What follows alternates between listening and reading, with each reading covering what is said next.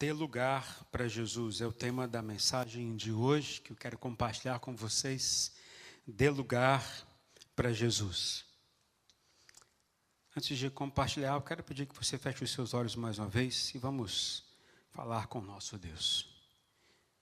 Pai querido, de forma especial eu te peço que Teu Espírito Santo venha a ministrar o nosso coração de forma muito particular, muito pessoal, que aquilo que for trazido nesta noite seja a Tua palavra a todos os nossos corações.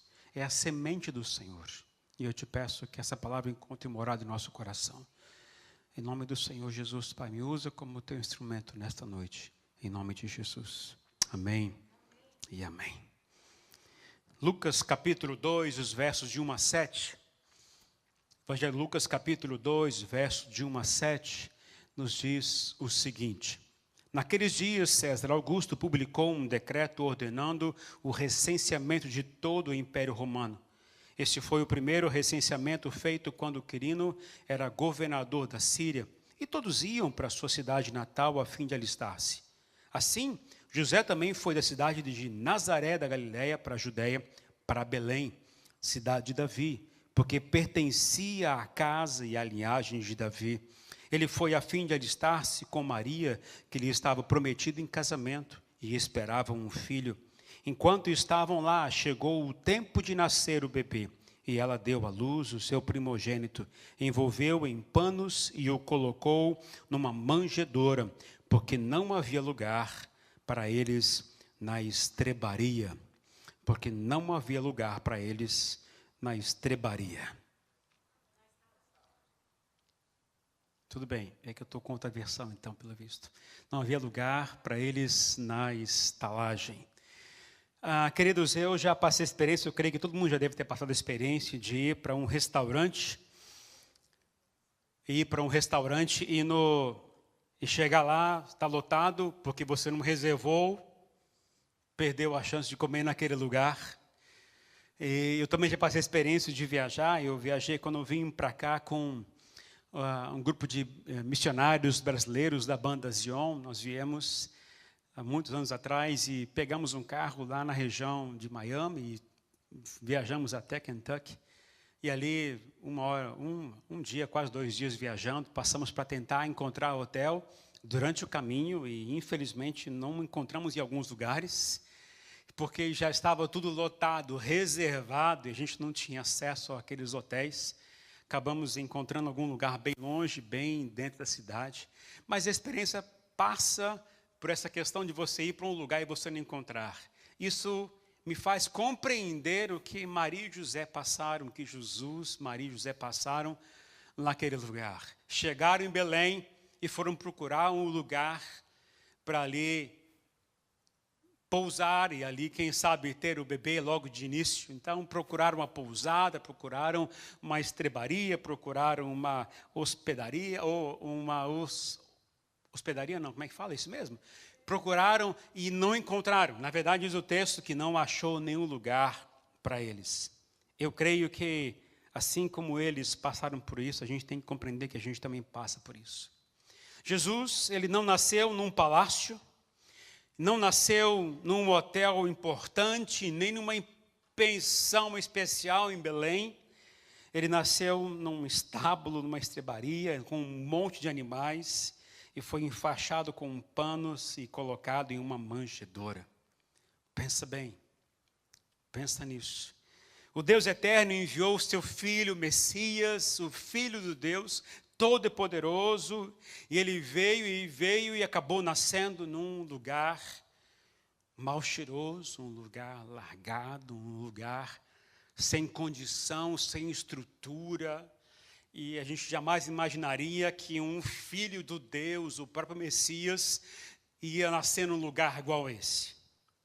Não é verdade? Interessante que centenas de anos antes de Jesus nascer, os profetas já haviam anunciado que Jesus viria, que o Filho de Deus viria, e eles não se prepararam para isso. A Bíblia anunciava que ele viria nascer, ia nascer na cidade onde Davi nasceu, portanto, possivelmente ia encarar e encaixar em Belém, mas eles não se prepararam para isso. Seu nascimento seria tão importante para toda a humanidade, que não é à toa que quando nasceu, o dia do nascimento, há uma separação entre antes de Jesus e depois de Jesus.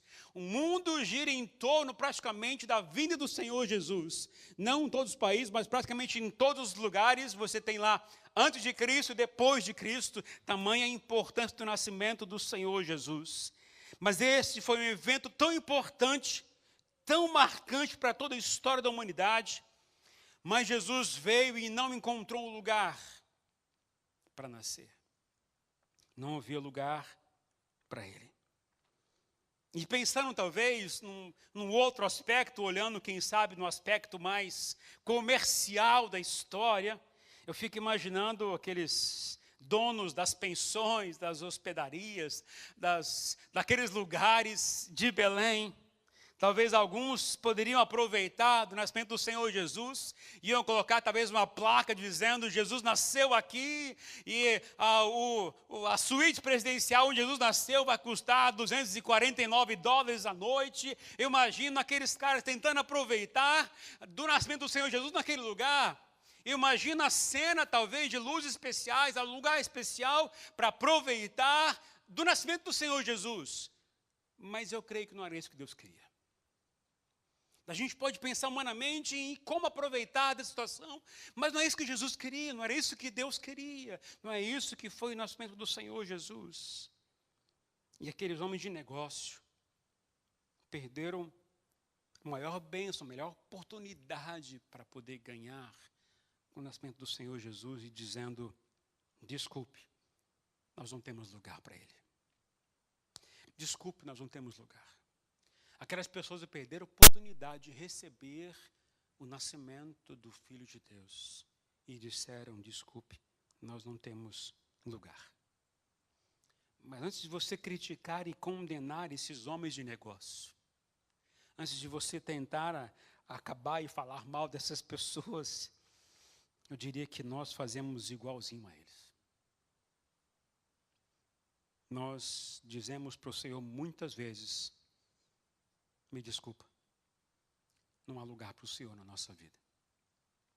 Não há espaço para o Senhor na nossa vida. Na verdade, talvez alguns diriam que nós não queremos dar espaço para o Senhor, porque dar espaço para o Senhor, dar lugar para o Senhor entrar, significa mudar a minha rotina, mudar a minha perspectiva de vida. Talvez vai ter que mudar a minha forma de entender o meu trabalho, vai ter que mudar a minha forma de entender a minha família. Deixar o Senhor nascer na minha casa vai ter que mudar completamente a minha perspectiva de vida, e eu não quero fazer isso, porque eu estou confortável, eu estou bem como eu estou. Que se o Senhor entrar e nascer no meu coração, na minha casa, eu vou ter que mudar tudo. Então, não estou pronto para isso. Talvez a gente faria igualzinho aqueles caras fizeram. Desculpe, não há lugar. Desculpe, está tudo lotado. Desculpe, não posso. Eu estou tão ocupado com outras coisas que eu não posso fazer isso. E eu quero compartilhar o princípio dizendo o seguinte: quero falar de 3 razões, porque não damos lugar para Jesus em nossas vidas. 3 razões iniciais que eu quero dizer, eu poderia dizer várias, mas eu quero separar 3 delas, as quais nós não damos lugar para o Senhor Jesus.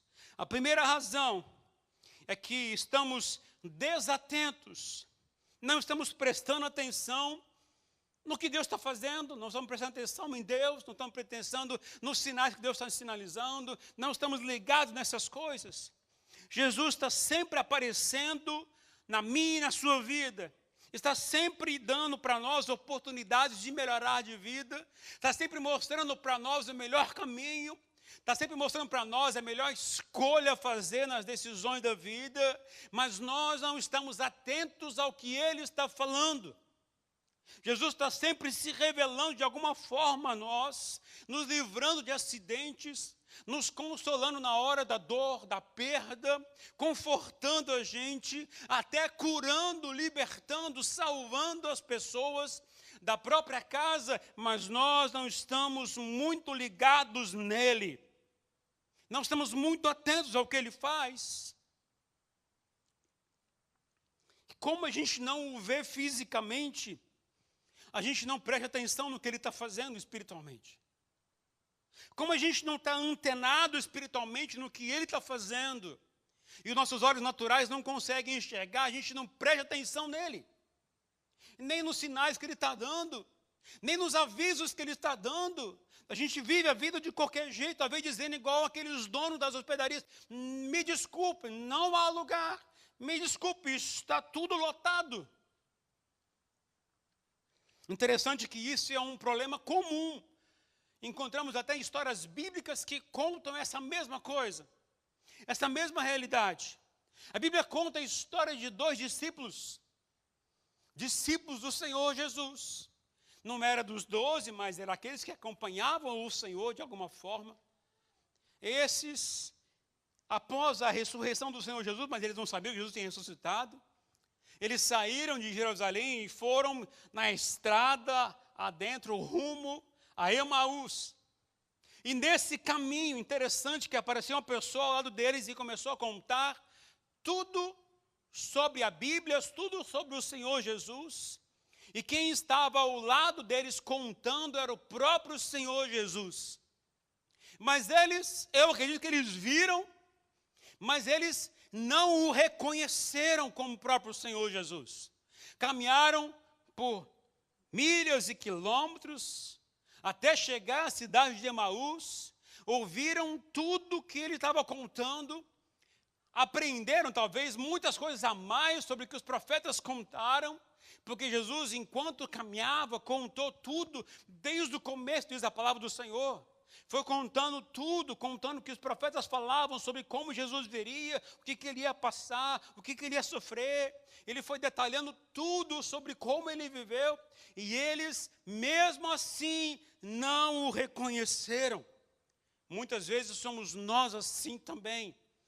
Vivemos uma vida, temos Jesus do nosso lado, ele fala com a gente ouve muitas coisas, mas nós não percebemos que é ele falando. Estamos com os olhos fechados, estamos com os olhos inclinados para baixo, somente olhando para os nossos problemas, e não olhamos para perceber que é o próprio Senhor nos avisando e nos orientando.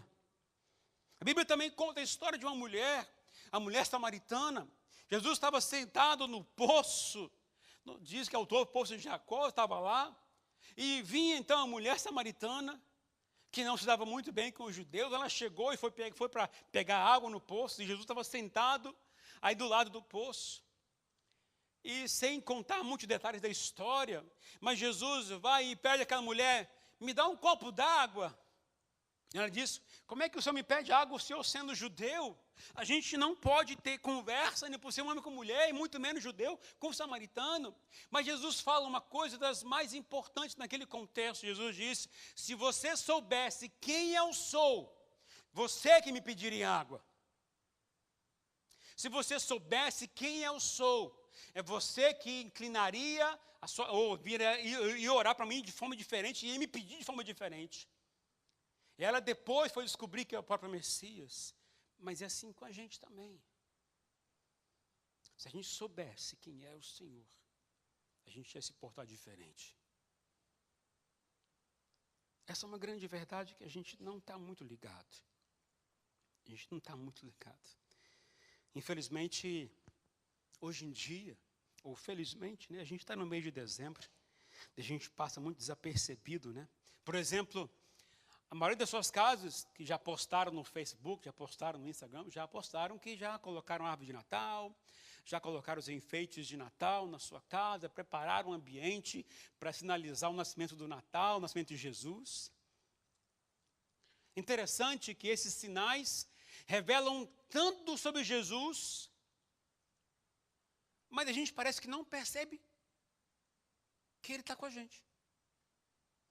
Lembramos com sinais a árvore, lembramos, até colocamos enfeites, uma manjedoura em casa, às vezes temos sinais de anjos na casa, colocamos enfeites para lembrar tudo o que aconteceu, mas nós não estamos ligados e conectados que ele está perto da gente, estamos desatentos a essa realidade.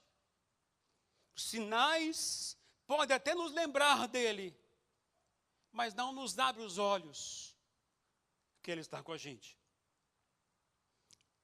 Pensando um pouquinho mais no texto que a gente está lendo, de Lucas capítulo 2, aquelas pousadas lá em Belém, Como qualquer outra pousada, ela é destinada para receber os viajantes.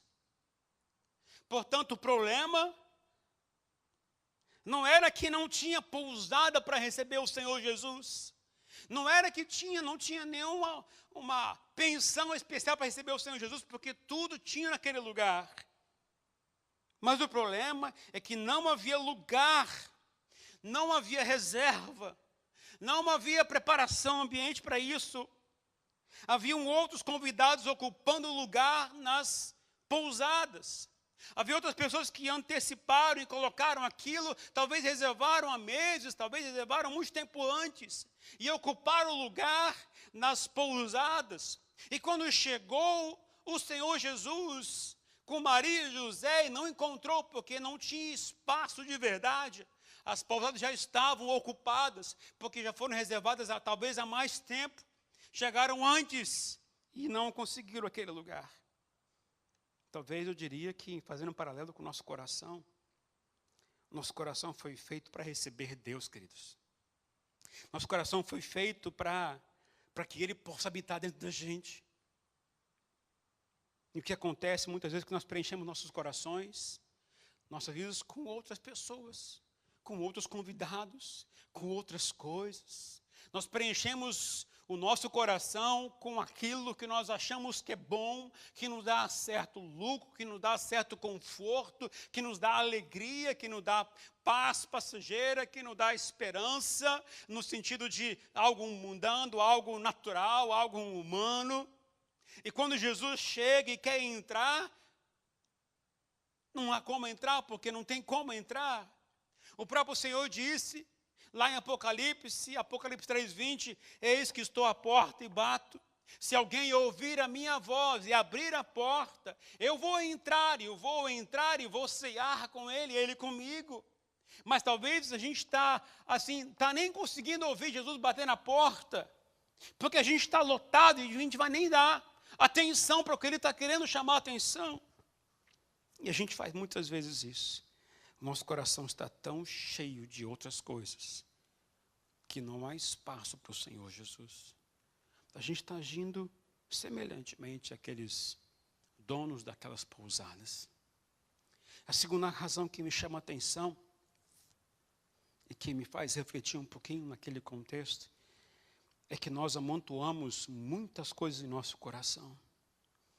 Nós colocamos tantas coisas, sejam elas ruins, como preocupações, raiva, ressentimento, alguns até ódio, como também colocamos coisas boas, como sonhos, planos de comprar casa, como projetos pessoais, planejamos viagens, colocamos coisas boas no nosso coração e até sonhamos em ajudar a igreja a crescer, em ajudar o GP a crescer. Temos coisas boas no nosso coração. Tudo isso pode ser bom, como pode não ser bom, as coisas ruins no nosso coração, mas a gente tem que vigiar e tomar cuidado para que isso não possa ocupar o lugar do próprio Senhor Jesus. A gente amontoa demais as coisas no coração e não tem espaço para o Senhor. Existe um programa na televisão que chama, inclusive há pouco tempo atrás, eu até pude ver um pedacinho, o programa se chama Clean House. Vocês já viram esse programa ou não? Não. Esse programa é o seguinte, então a família contrata uma empresa para limpar a sua casa. E essa empresa vem com caminhão, vem com toda a estrutura, e vem, o primeiro lugar é entrar nas garagens. E vai lá e tira tudo da frente da garagem, põe tudo na grama na frente da casa. E vai nas casas, vai nos quartos ou vai na cozinha, onde o proprietário diz que tem que limpar, ele vai e tira tudo, e põe tudo lá na frente. E quando põe tudo lá na frente, aí então ele começa a conversar com os proprietários, escuta, isso aqui eu posso jogar fora, isso aqui eu posso limpar, isso aqui eu posso guardar, eu devo guardar. Então eles começam a separar. E o tempo vai passando. Às vezes 1 dia, 2 dias, 3 dias, 1 semana, conforme o tamanho de entulho que tem nas casas. E depois de separar as coisas certinho, então eles vão e entram de novo e começam então a organizar a casa para receber tudo que está lá fora. E a equipe vem e põe tudo em ordem, tudo lá dentro. Tudo organizado lá dentro, porque eles foram contratados para isso. Eu estou pensando em criar um ministério na igreja para essas coisas também. Uma limpeza do nosso coração. O que acham? Me respondam uma pergunta. Para que existe garagem? A garagem foi feita para quê? Guardar carro. Pergunto a vocês quem tem garagem. Existe carro dentro da garagem na sua casa? O que tem nas suas garagens? Entulho. É ou não é verdade? A gente põe tudo que a gente não quer colocar na casa dentro das garagens. E o carro, que é destinado a ficar na garagem, não vai para a garagem. É ou não é verdade? O que tem que fazer então? Qual é o correto? Pôr o carro dentro da garagem. Tirar os entulhos, jogar fora. O que não presta, jogar fora. Conhece aqueles irmãos que ganharam uma coisa, tipo Vanderlei ganhou uma coisa lá em 1925, guarda em casa, e está lá guardando durante 70 anos, guardando a coisa em casa, e nunca usou na vida. A gente gosta de guardar coisa, gosta de guardar entulho, da mesma forma como nosso coração faz. A gente guarda muita coisa no nosso coração, e quanto mais a gente guarda, sabe o que a gente está fazendo? Fazendo igualzinho aqueles donos daquelas pousadas. Não há lugar. Não há lugar para o seu entrar. Jesus disse certa vez, contando uma parábola, olha o que diz em Marcos 4,19. Diz o seguinte: mas quando chegam as preocupações desta vida, o engano das riquezas e os anseios por outras coisas, sufocam a palavra, tornando-a infrutífera. Sabe o que Jesus está falando aqui, queridos? Que você pode vir à igreja, a gente pode até criar mais cultos.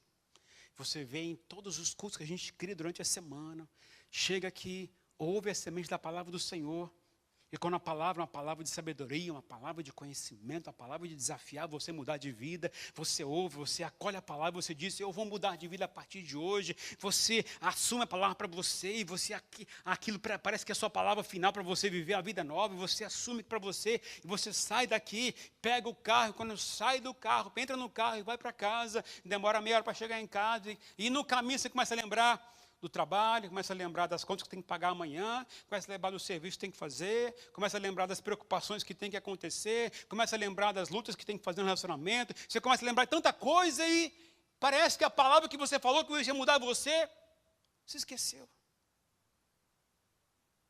É o que Jesus está falando.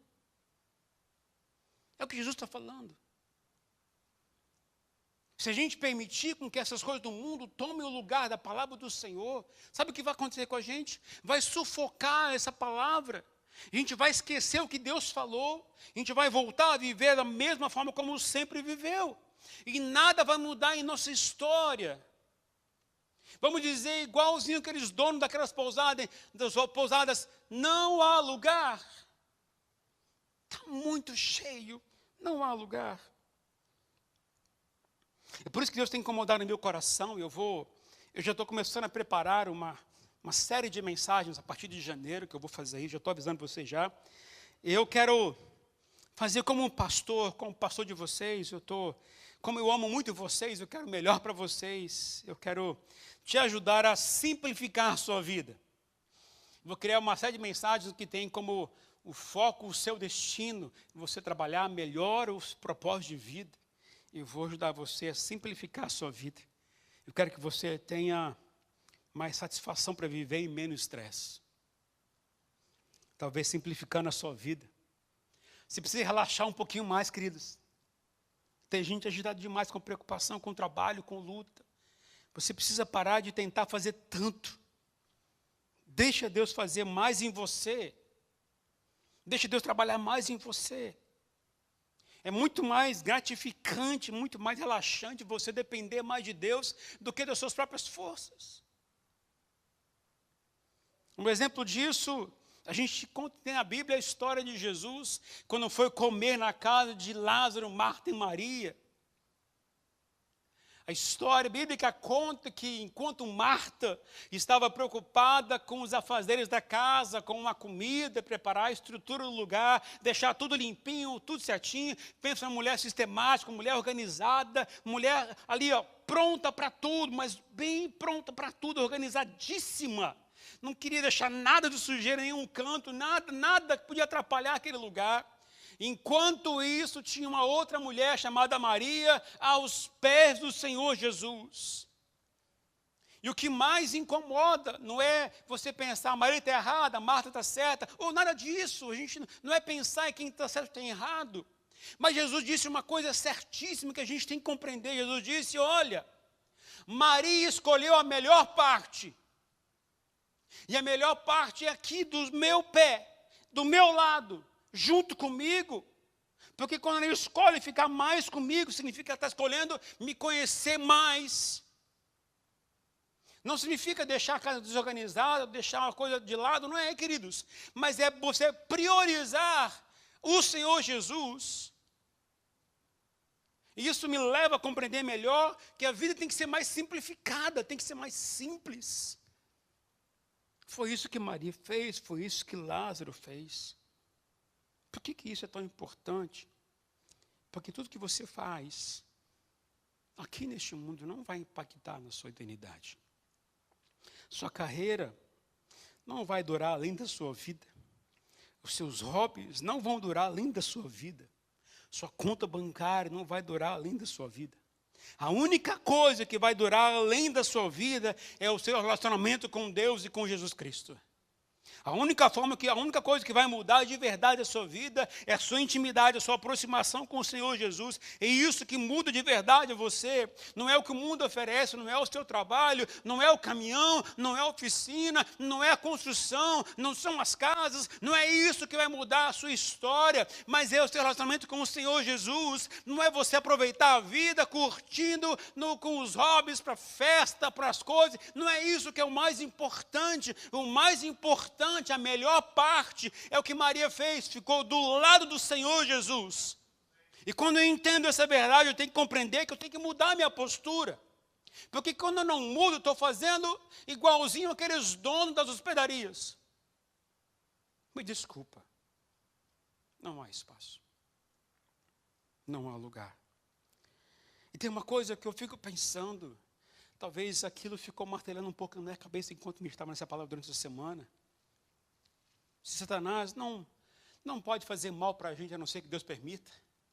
Mas uma coisa ele tem como foco: deixar a gente ocupado. Satanás tem interesse em deixar a gente ocupado. Ele não se importa se você se distrai, desde que você não preste atenção em Deus e nem dê lugar a Jesus. O foco do diabo é tirar você do caminho mais perto de Deus. Terceira razão pela qual não damos lugar para Jesus é porque realmente achamos que não precisamos dar lugar a Ele. Isto é pior. Isto é pior. A gente tem uma sensação de autossuficiência. A gente diz que sozinho a gente é melhor. E eu pergunto, é mesmo? Você tem uma vida melhor sozinho? Talvez alguns vão dizer, minha vida já está muito boa, pastor. Eu estou tranquilo, estou com a vida estável, estou com a vida conquistada, estou vivendo bem. Eu estou vivendo neste lugar, com recurso, com trabalho, com dinheiro, família boa, tudo tranquilo. E eu pergunto a você, você se satisfaz com esse tipo de vida? Se eu te apresentar uma vida melhor, qual vai ser a sua escolha? Ficar como você está ou com uma vida melhor? Quando eu pensei nisso, eu lembrei de uma coisa que aconteceu comigo. Há muitos anos atrás, eu lembro, isso me veio à memória enquanto meditava nessa palavra. Eu me lembro, quando eu era criança, a minha mãe e a secretária que trabalhava em casa, eles tinham o costume de fazer, minha mãe e mais a secretária, mais ainda, gostava de fazer arroz com carne moída e com batata. Vocês estão com fome, gente? Um arroz, carne moída e batata. Pensa numa coisa boa. deliciosa. Uma carne moída, bem feitinha, com batata e um arroz, um feijãozinho do lado. Pensa numa coisa deliciosa. Eu amava comer isso. Mas um belo dia, chegaram alguns visitantes em casa. E eu lembro minha mãe tentando fazer uma comida diferente. E ela fez e fazia e faz muito bem. Ela prepara um arroz com uns pedacinhos de presunto e maçã. Já comeram? Gente, é uma delícia. Esse prato de arroz, junto com frango na cerveja, não tem nada melhor do que isso. Eu esqueci até do arroz com carne moída com batata. Agora eu lembrava agora do arroz com presunto e a maçã e mais o frango com a cerveja. Uma delícia. E um belo dia eu fui comer na casa da minha tia e minha tia fez uma lasanha divina, celestial. Então eu já não lembrava mais do arroz com carne moída e batata, nem lembrava muito mais do arroz com maçã e presunto e o frango, mas lembrava agora da lasanha, porque aquilo para mim era o melhor do melhor. Agora, Jesus veio para mostrar uma vida melhor para a gente. E o que a gente faz? Escolhe permanecer com arroz, carne moída e batata, e não quer aproveitar o melhor do que o próprio Senhor Jesus oferece. A gente faz igualzinho os donos da pousada. Não há lugar. Estou esgotado. O espaço está cheio demais. Não há como mudar. Não há por que mudar. Não é por que a gente tem que fazer para mudar de vida. Os donos da pensão agem dessa forma. E talvez trazendo um pouquinho para a gente. Isso é perigoso porque a gente está colocando essas coisas que são mais naturais como sendo o próprio Deus para a gente. Por exemplo, para algumas pessoas o Deus deles é a carreira, é o trabalho. Para algumas pessoas o Deus delas é a família, são os filhos. Para algumas pessoas seu Deus é o dinheiro. Enfim, a Bíblia ensina que o que você mais pensa é aquilo que você mais adora. Se é o que você mais adora, é o seu ídolo. E a Bíblia fala que a gente não pode adorar outros ídolos, outros deuses. Quando eu não dedico a compreensão, meu amor, primeiramente a Ele, eu estou colocando alguma outra coisa no lugar disso. E isso é extremamente perigoso. O problema de você não dar lugar e ter lugar para Jesus é que você perde o sentido da vida. Você perde o propósito pelo qual o Senhor criou você. E você não pode, queridos, cumprir o propósito de Deus se você não estiver conectado ao Deus que criou você. O propósito tem que estar atrelado sempre a Ele.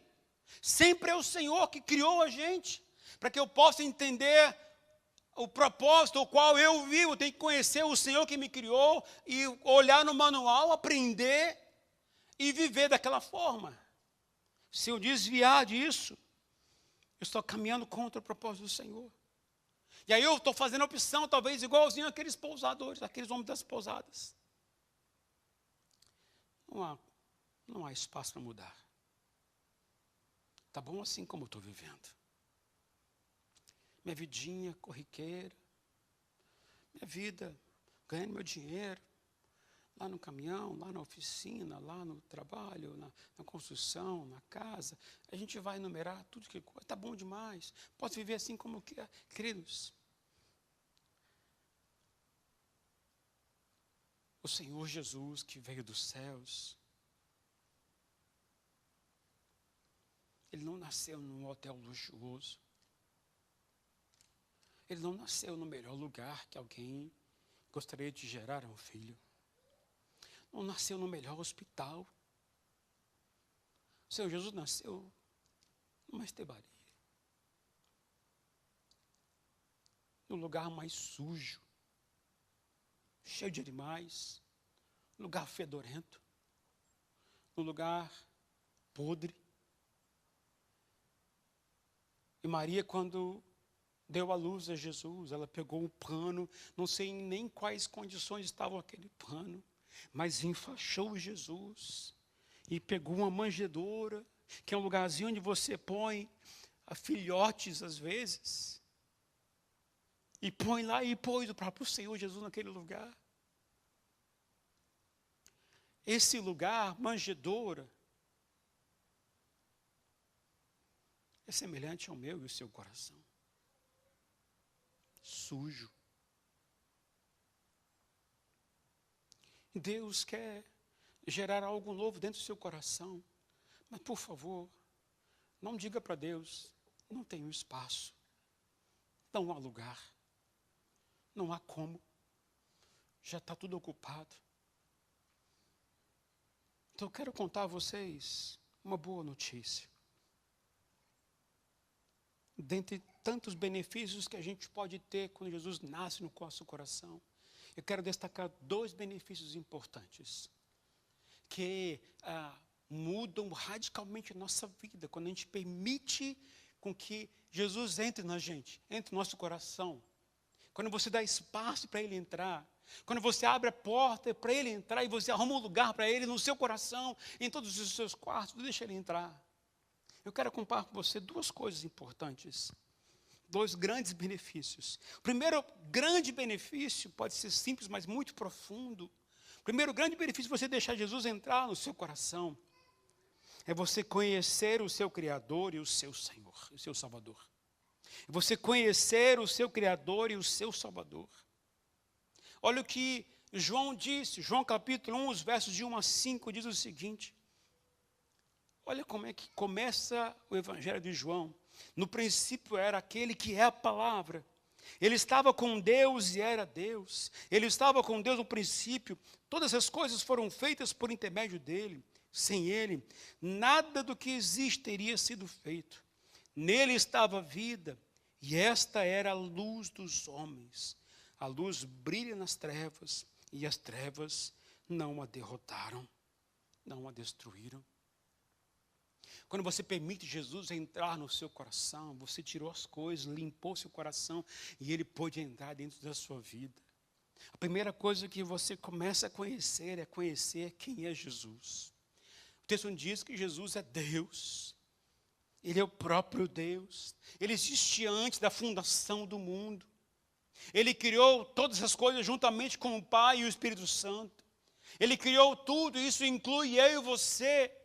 O próprio Senhor Jesus criou você nos mínimos detalhes. Ele criou um mundo que existe nos mínimos detalhes. Ele fez tudo isso para mim e para você. E diz o texto, ainda mais coisas que o Senhor fez. Mas o Senhor fez, Ele é a luz. Jesus, Ele é a luz, e por ser a luz, quem está com Ele jamais estará em trevas. Ele é a luz, quando eu estou com Ele, eu jamais vou errar nas minhas escolhas, porque eu estou juntamente com Ele. As minhas escolhas erradas significam que eu estou na escuridão, eu fechei a porta para Ele, mas quando a luz entra, quando Ele entra, o que acontece comigo? Eu sei escolher melhor as minhas coisas, os meus relacionamentos, as minhas amizades, o meu trabalho, aonde eu vou fazer, porque Ele é a luz. E a palavra do Senhor diz que Jesus é o Senhor, Ele é o soberano, Ele é o Deus poderoso, Ele é o Rei dos reis, Ele é o Senhor dos senhores, Ele está acima de tudo e de todos. Ele conhece a mim e a você interiormente, profundamente. Ele sabe o que a gente pensa, o que a gente sente. Ele sabe tudo, porque Ele criou tudo isso. Quando você abre o seu coração para Ele, você começa a conhecer quem é Jesus de verdade. E quando você conhece Jesus, você dá mais atenção para Ele. Mas há uma consequência em você conhecer o Senhor Jesus. Quanto mais você conhece o Senhor Jesus, mais você conhece a si mesmo. E quando você conhece a si mesmo, aí você vê o quão ruim você é, o quão egoísta você é, o quão orgulhoso você é, o quão mesquinho você é, o quão chato você é, o quão pecador você é. Quanto mais eu conheço o Senhor, mais eu conheço a mim mesmo. Certa vez, estava Jesus e Pedro num barco, e no episódio da pesca milagrosa, onde Pedro já tinha tentado pescar a noite inteira, não tinha conseguido, mas na manhã seguinte foi pescar com Jesus. E aí naquele momento vieram milhares e milhares de peixes. E depois que Pedro pescou tudo, pegou tudo, qual foi a reação de Pedro? Pedro disse o seguinte para Jesus: afasta-te de mim, porque eu sou pecador. Quanto mais eu me aproximo de Jesus, quanto mais eu me aproximo da maravilha poderosa que é a presença do Senhor, mais eu vejo quem eu sou, mais eu vejo que eu não sou pessoa digna nem dele, muito menos de receber o seu amor. Quanto mais eu me aproximo dele, mais eu percebo que não mereço nem a salvação dele, porque eu sou muito ruim. Somente a minha vontade parece que mais vale. E é por isso que existe muita briga de casais, porque um defende a sua vontade mais do que o outro, e nenhum deles consulta o Senhor Jesus, porque se consultasse o Senhor Jesus, ele iria eliminar esses problemas que são tão pequenos. Porque quando um casal briga, é porque a luz do Senhor Jesus sumiu, e as trevas entrou naquele lugar. Quando um casal briga, é porque o amor do Senhor Jesus sumiu, e entrou a tentação do diabo, entrou a desavença, que foi algo semeado pelo diabo. O que eu tenho que fazer? Mudar essa minha história. Quando eu estou discutindo, quando você vai discutir com a sua esposa, por favor, tem hora que é melhor ficar calado e vai orar um pouquinho mais. Antes de discutir com a sua esposa, com o seu marido, antes de entrar numa guerra, numa luta, num casal, vai conhecer um pouquinho mais de Jesus. Porque quanto mais você conhece o Senhor Jesus, mais você vai perceber que você está errado. Mas eu estou certo. O juízo correto é o meu, a justiça correta é minha. Eu não menti, eu não fiz isso, eu não fiz aquilo, ok? Mas você é pecador como sua esposa ou como o seu marido. Só isso já é um sinal que você precisa do amor do Senhor e da graça do Senhor Jesus. Quanto mais você conhece Jesus, mais a sua máscara cai, mais o seu egoísmo tem que cair, mais o seu orgulho tem que cair, e mais a vontade de Deus tem que ser soberana, tem que ser Senhor sobre a sua vida. Não haja que nem aqueles donos daquelas pousadas. Não feche a porta para Jesus. Abre para ele entrar. Pode incomodar você? Pode. Pode mudar sua rotina? Pode. Pode ter que se humilhar? Sim. Pode ter que levar a pedir perdão? Sim. Nenhum daqueles donos das pousadas, a Bíblia não conta que pediu perdão para Jesus. Nem para Maria, nem para José. Não faça igual a eles. Mas queira conhecer o Senhor Jesus. Queira mais o Senhor Jesus. Queira se dedicar mais ao Senhor Jesus. A primeira coisa que a gente tem como benefício aqui, quando a gente conhece, quando a gente vai para o Senhor Jesus, é querer conhecer ao Senhor, que é o nosso Criador e também é o nosso Salvador. Jesus disse a Nicodemos, porque Deus amou o mundo de tal maneira que deu o seu Filho unigênito, para que todo aquele que nele crê não pereça, mas tenha vida eterna. Quando Jesus disse para Nicodemos, falando como fosse para a gente também. Você pode ser o maior dos maiores pecadores, como eu sou. Mas o Natal é para isso. Jesus veio para isso. Jesus veio para salvar, para libertar, para curar, para restaurar você. Você que é muito pecador, você que se acha miserável, você que é muito orgulhoso. Quando você confessa o Senhor Jesus, quando você abre para Ele entrar no seu coração, você o recebe. O que acontece? Você não irá perecer para o resto da sua vida, porque Ele irá salvar você dos seus pecados. Ele irá salvar você. O pecado pode ter estragado você, ter corrompido a sua vida, ter prejudicado o seu casamento, mas se o Jesus nascer no seu coração, Ele pode mudar completamente a sua vida.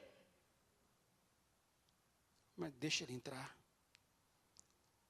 Eu tenho aprendido com o Senhor que o céu é destinado para os perdoados. Não é para qualquer um. Nem todos são filhos de Deus. Todos são criaturas de Deus. Jesus, Pai, Filho e Espírito, eles criaram todo mundo. Mas nem todos são filhos de Deus. A única forma de você se tornar filho de Deus é você crer num filho. É você aceitar o que Ele fez na cruz por você. A única condição de você se tornar filho é você compreender o que Jesus fez, aceitar o que Jesus fez, se submeter a Ele como seu Senhor e seu Salvador, conhecê-lo mais e mais. Aí você vai se tornar filho dEle, e o céu destinado para os seus filhos, os filhos que já sabem que são perdoados dos seus pecados. O céu não é destinado a todo mundo.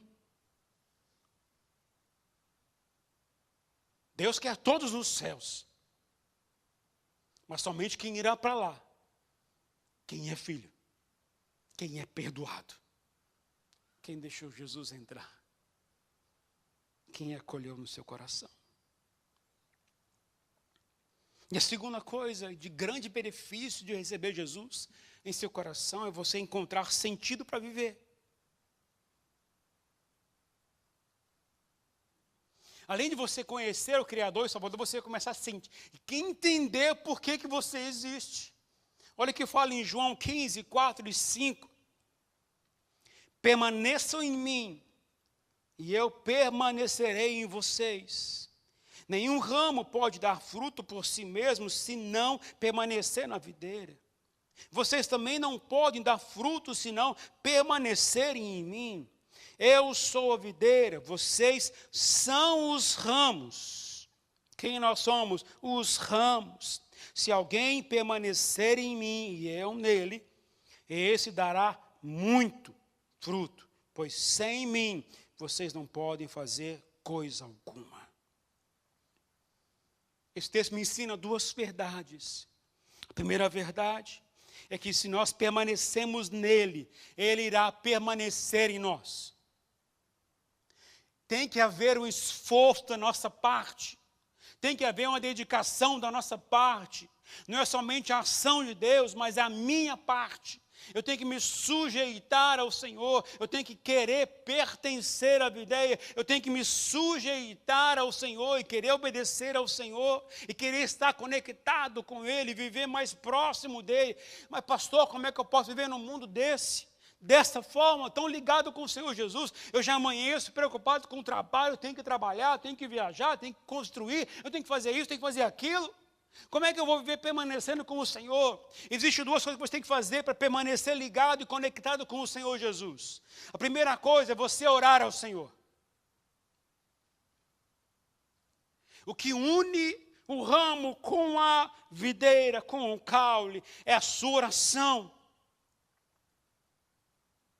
A sua oração é o elo entre você e o Senhor Jesus.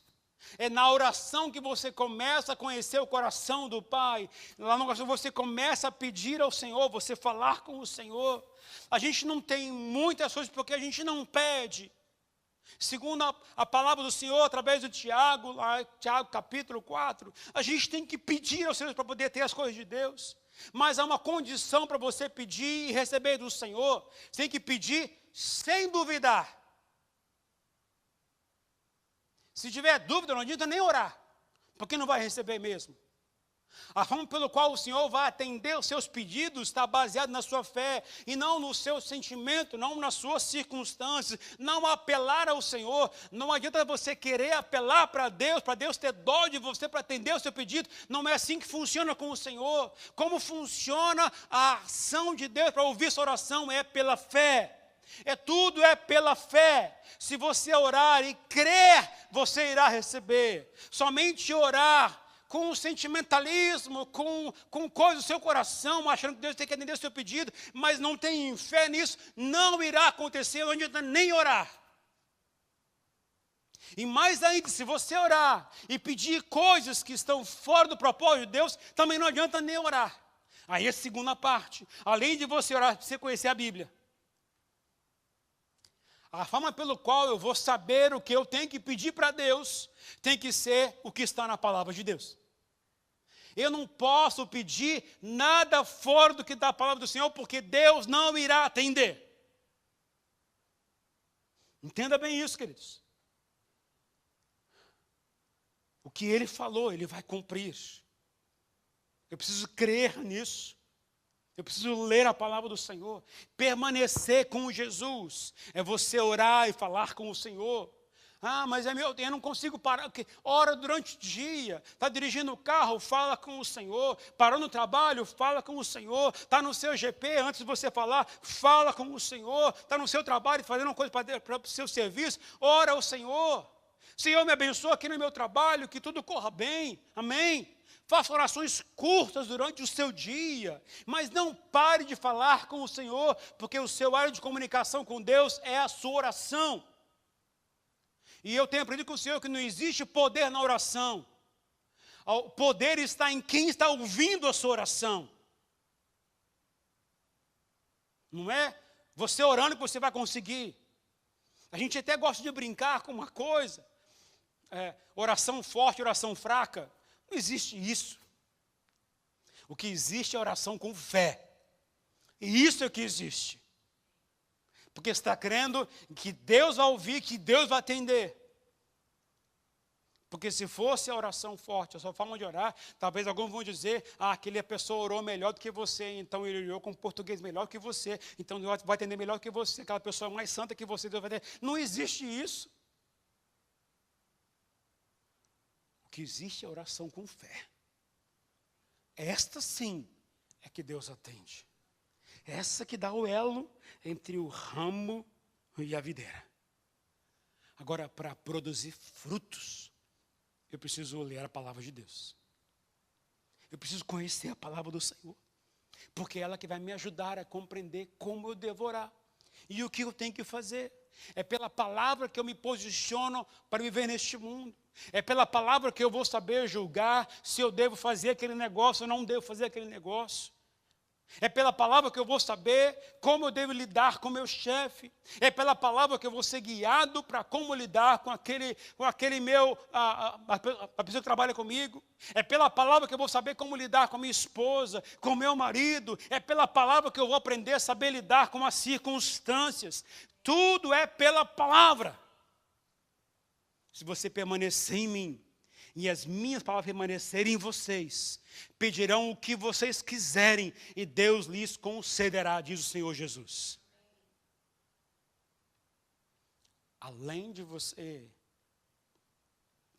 abrir seu coração para Ele entrar e mudar a sua história, você conhecer o Criador e conhecer o Salvador, você vai começar a ligar naquilo que é mais importante, essa conexão profunda com o Senhor. Mas existe uma outra coisa linda do texto. O texto fala, sem mim, vocês não podem fazer nada. O nada significa coisa alguma. Nada. Nada. O que significa isso? Você não consegue trabalhar sem o Senhor Jesus. Você não consegue orar sem o Senhor Jesus. Você não consegue fazer as coisas sem o Senhor Jesus. Quando você entende essa verdade, tudo muda na sua história. Você não faz as coisas na base da sua força, do seu entendimento, mas você faz baseado naquilo que o Senhor está fazendo e falando em você. Sem mim, nada vocês podem fazer. Nada, nada e nada.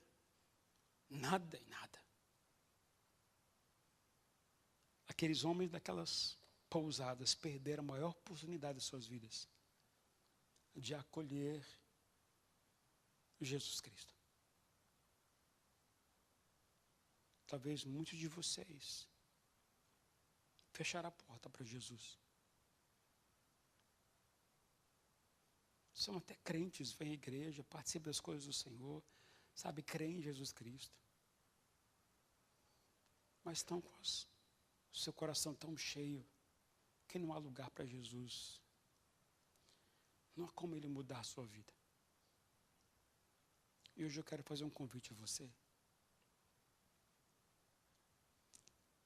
Abra o seu coração para Jesus entrar. Não é pelo muito fazer que você consegue as coisas de Deus. Mas é por Ele pertencer em você que tudo muda na sua história. Entenda essa verdade, queridos. Maria e José nunca mais foram as mesmas pessoas. Aqueles discípulos nunca mais foram as mesmas pessoas. Quem conviveu com Jesus nunca mais foram as mesmas pessoas. E eu convido você a você abrir o seu coração para Ele. Deixa Ele entrar.